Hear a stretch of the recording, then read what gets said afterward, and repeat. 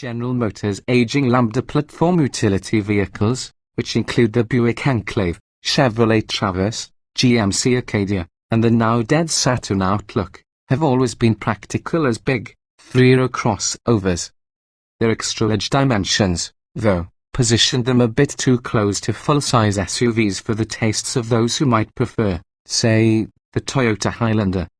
Although the all-new 2017 Acadia has shrunk considerably both in size and feel, our brief first exposure reveals it to be more capable than ever, as well as much better to drive. Sales of the second-generation Acadia start later this spring, and the first-gen model will continue to be sold alongside it for a while as the Acadia Limited. Compared with the older model, the 2017 version has a shorter wheelbase by 6.4 inches and overall length 7.2 inches and is 3.5 inches narrower. Claimed curb weights are about 700 pounds lighter. Much of the weight loss comes from the smaller footprint, but the chassis it shares with the 2017 Cadillac XT5 also makes use of more high-strength steel and advanced sound-deadening materials to pare mass.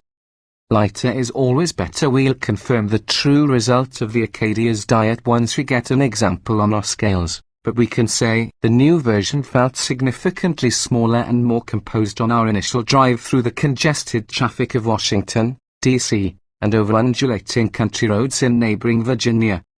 Less mass helps the Acadia stop with greater stability, accelerate more assertively, and change direction with improved control.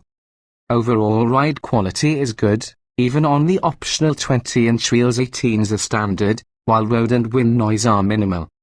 The GMC's electrically assisted steering feels tight and precise for a big crossover, the firm brake pedal offers good modulation, and the chassis is nicely tuned to minimize body roll in corners. Michigan's broken roads no doubt will provide a greater challenge for the new Acadia's front strut and multi-link rear suspensions, but the available driver-adjustable dampers should help.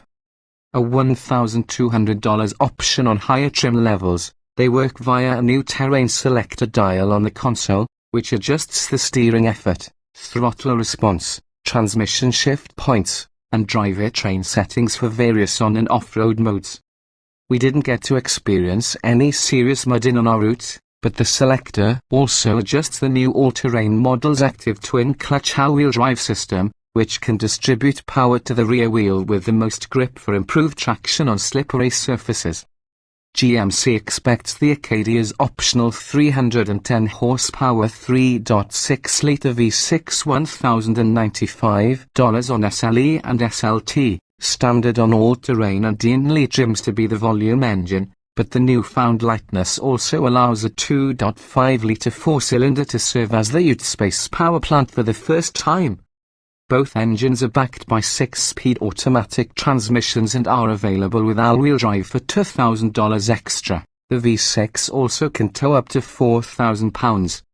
The 3.6 really feels stressed moving the Acadia's bulk, and its refined character better suits the GMC's demeanor than the 4. The 2.5-litre has to work harder and doesn't sound as sweet doing it. Yet it's adequate for day-to-day city driving and should return close to 30 miles per gallon on the highway in EPA testing. The V6 models carry EPA city highway ratings of 1,825 miles per gallon, 2 miles per gallon better on both counts than those for the previous Acadia.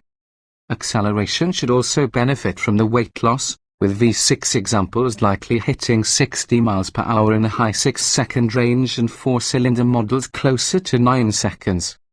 We'll confirm those estimates as soon as we can affix our equipment to Acadias at the test track. Smarter package shoppers will have no trouble distinguishing the carryover limited model from the 2017 edition. The new Acadia's smaller size and new ovoid grille are obvious, while its proportions are actually closer to those of the smaller GMC Terrain, only much more handsome. GMC branding means lots of chrome adorns most models, while the darker trimmed all-terrain offers a welcome alternative for those seeking to avoid the flash. The relatively low beltline opens up the Acadia's greenhouse, and, aside from chunkied pillars that obstruct the rear quarters, outward visibility is good. An available array of GM's latest safety tech includes its safety alert seat, a surround view camera, blind spot and rear cross-traffic alerts, lane keeping assist, adaptive cruise control, and automatic collision mitigation. Cargo volume behind the front row drops from 116 cubic feet to just 79, but clever packaging retains lots of usable space.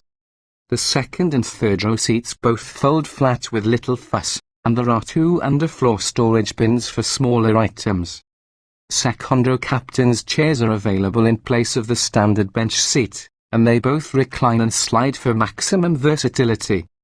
A simple fold-and-slide mechanism on the passenger side allows surprisingly easy access to the third row, which, although tight, also reclines and will accommodate 2 actual adults. 3 6-footers can sit behind one another in reasonable comfort. Thoughtful amenities dot the cabin, including lots of storage cubbies, 5 USB ports, climate controls, and a 110-volt outlet for the second row. Because, sadly, forgetting to remove children from cars is a real thing, the new Acadia features an industry-first rear seat reminder, which flashes and sounds a warning to check the back rows when the vehicle is shutting down.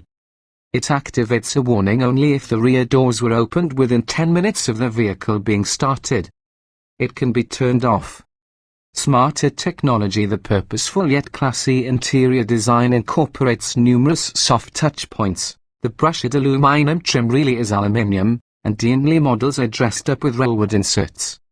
Electronic gadgetry includes a large configurable display in the instrument cluster of Denali models, as well as 7.0 or 8.0-inch center touchscreens for GMC's IntelliLink interface.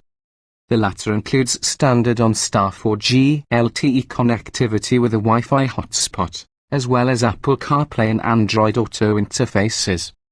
Also new is GMC's Shop feature, which allows owners to download and sync GM-approved apps both to the vehicle and to mobile devices.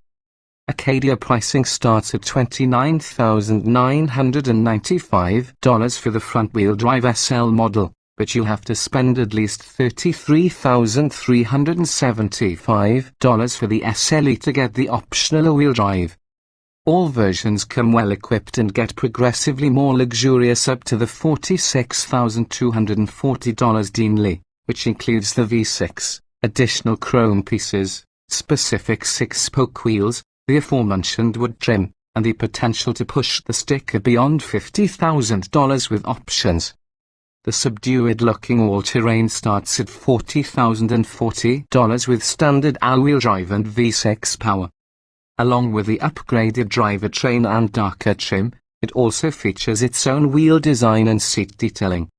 Importantly, the all-terrain is the only 5-seat Acadia. Its third row is replaced by a flat load surface with 2 additional underfloor storage bins. While we expect the redesigned 2018 Chevrolet Traverse to offer a longer wheelbase and even more space than its Acadia sibling, the revised GMC appears to lose little if any capability in its shedding of mass. We look forward to our upcoming tests of the new Acadia, in which we'll determine exactly how big a dividend this downsizing delivers.